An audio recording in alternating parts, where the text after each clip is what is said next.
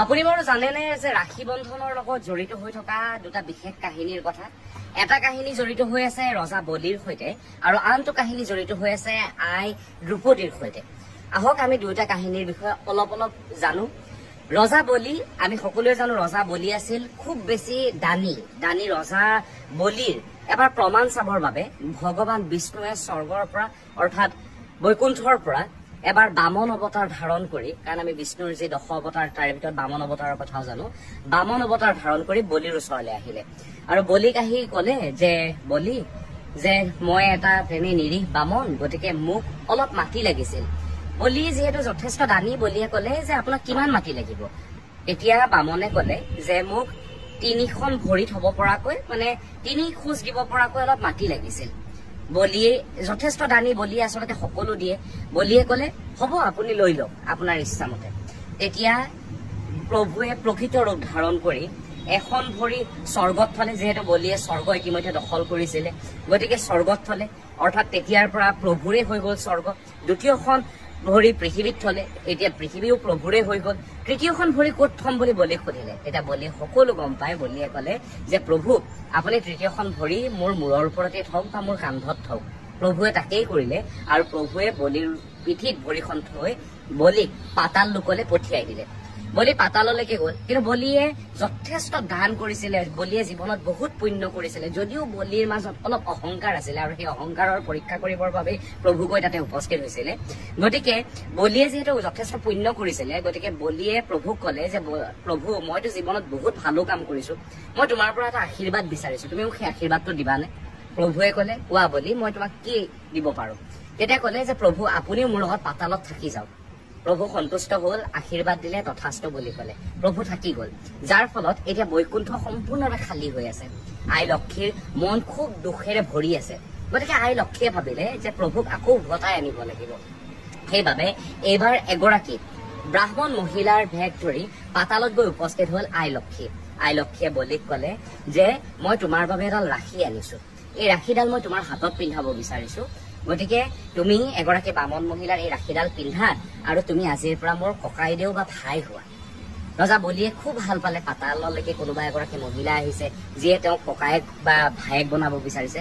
বলিয়ে নিজৰ হাতখন আগবঢ়াই দিলে আৰু সেই হাতখনত আই লক্ষ্মীয়ে ৰাখিডাল পিন্ধালে। পিন্ধাই উঠি কলে যে এতিয়া তুমি মোৰ যিহেতু ককাইদেউ হলা, গতিকে বা মোৰ দাদা হলা, তুমি মোক এতিয়া মোক উপহাৰ এটা দিব লাগিব।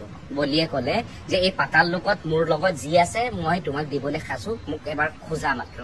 তেতিয়া আই লক্ষ্মীয়ে নিজৰ প্ৰকৃত ৰূপলৈ আহি কলে যে মোৰ স্বামী ইয়াতে আছে, মই মোৰ স্বামীক উভতাই নিবলৈ আহিছো।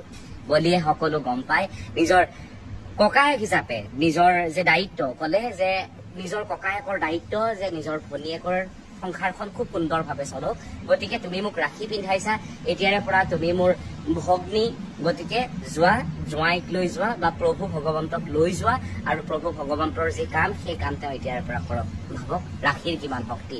দ্বিতীয়টো কাহিনী আপুনি মই সকলোৱে পঢ়ি থাকো আৰু ৰাখি বন্ধনৰ এই পবিত্ৰ দিনটোত এই কাহিনীটো আপুনি বহুবাৰ শুনিব।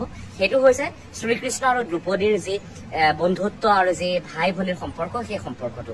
শিশুপালক শ্ৰীকৃষ্ণই যেতিয়া বধ কৰিছিলে, সেইটো সময়ত সুদৰ্শন চক্ৰৰ দ্বাৰা বধ কৰা হৈছিলে আৰু সুদৰ্শন চক্ৰৰ এটা অংশ লাগি শ্ৰীকৃষ্ণৰ আঙুলিটো অলপ তেজ ওলাইছিলে আৰু সেই তেজ দেখি দৌৰি আহি দ্ৰুপদীয়ে নিজৰ শাৰী বা চাদৰৰ আঁচল অলপ ফালি আঙুলিটোত বান্ধি দিছিলে, কৈছিলে যে তোমাৰ হাতৰ তেজ মোৰ সহ্য নহয়, তুমি মোৰ আটাইতকৈ প্ৰিয় সখা বা তুমি মোৰ ককাইদেউৰ নিচিনা।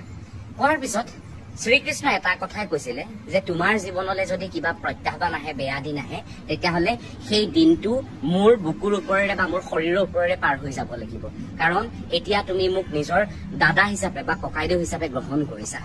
আৰু দ্ৰুপদীৰ জীৱনলৈ আটাইতকৈ বেয়া দিনটো কেতিয়া আহিছিল আপুনি মই জানো, যেতিয়া পাশা খেল হৈছিল আৰু পাশা খেলত যেতিয়া পাণ্ডৱ হাৰিছিল আৰু দ্ৰুপদীক বস্ত্ৰহৰণ কৰিবৰ বাবে যেতিয়া দুশাসনে লৈ আহিছিল, তেতিয়া দ্ৰুপদীক বস্ত্ৰহৰণ কৰিবৰ বাবে যেতিয়া ৰাজসভালৈ লৈ অহা হৈছিল, তেতিয়া সকলো মৌন হৈ পৰিছিল। কিন্তু মৌন হৈ থকা নাছিল শ্ৰীকৃষ্ণ, কাৰণ শ্ৰীকৃষ্ণ বহু দূৰত কৰবাত আছিল। কিন্তু যেতিয়া সেই সখা বুলি এবাৰ মাতটো মাতিছিল বা সেই মাধৱ বুলি শ্ৰীকৃষ্ণক এবাৰ যেতিয়া সোঁৱৰণ কৰিছিল দ্ৰুপদীয়ে বস্ত্ৰহৰণৰ সময়ত, তেতিয়া শ্ৰীকৃষ্ণৰ এই যে আঙুলিত চাদৰৰ বা শাৰীৰ আঁচলটো বান্ধি দিয়া হৈছিল, সেই আঁচলটো লাহে লাহে শ্ৰীকৃষ্ণই নিজৰ আঙুলিৰ পৰা খুলিবলৈ আৰম্ভ কৰিছিল আৰু দ্ৰুপদীয়ে যিমান শৰীৰত কাপোৰ পিন্ধিছিল তাতকৈ 2-3 গুণ 4 গুণ এনেদৰে বাঢ়ি গৈ আছে দ্ৰুপদীক বস্ত্ৰ হৰণ কৰিব পৰা নাছিল দুঃশাসনে কিন্তু বস্ত্ৰ লজ্জা অহংকাৰ সকলোবোৰ হৰণ হৈছিল সেইটো সময়ত সেই ৰাজসভাত বহি থকা হস্তিনাপুৰৰ ৰাজসভাত বহি থকা প্ৰতিজন ব্যক্তিৰ প্ৰতিজন পুৰুষৰ এই কাহিনীবোৰৰ লগত ভাবকচোন সেই যে দ্ৰুপদীয়ে হাতত বস্ত্ৰখিনি বান্ধি দিছিল সেয়াও এক ৰাশি আৰু এই যে বলিৰ হাতত আই লক্ষ্মীয়ে ৰাখি বান্ধি দিছিল সেয়াও এক ৰাশি এই ৰাশি বন্ধনৰ এই পবিত্ৰ দিনটোত সনাতন হিন্দু ধৰ্মৰ এই সুন্দৰ এই কাহিনীসমূহ মই আপোনাৰ সৈতে শ্বেয়াৰ কৰিবলৈ পাই খুব বেছি ভাল পাইছো আজিৰ দিনটো খুব পবিত্ৰ আজিৰ দিনটোত